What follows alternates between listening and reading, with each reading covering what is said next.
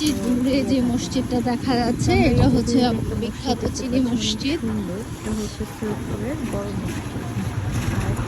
আমরা এখন মসজিদের কাছে যাচ্ছি আর কি, এখনো আসি না।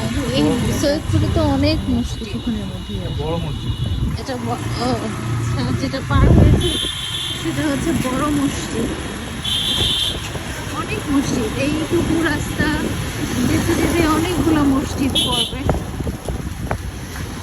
যে এখন বা পাশে একটা আছে, ছোট একটা মাদ্রাসা আছে। তারপর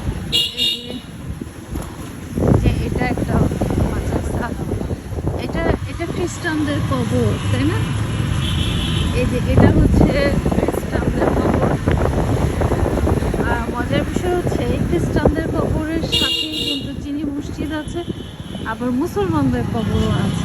এই হচ্ছে সেই বিখ্যাত যেটা আমরা ইতিহাসে পড়েছি বইতে, এই সেই বিখ্যাত চিনি মসজিদ, যেটার পুরাটাই হচ্ছে মোজাইক, মানে মোজাইক না, দিয়ে তৈরি করা।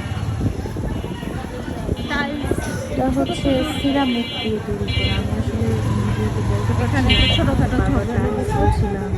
তারপরে এই যে আমাদের শাকিল জামাল রুবেল, এই যে বিখ্যাত মাছুয়া আজকে 2 কেজি ওজনের মাছ ধরছে।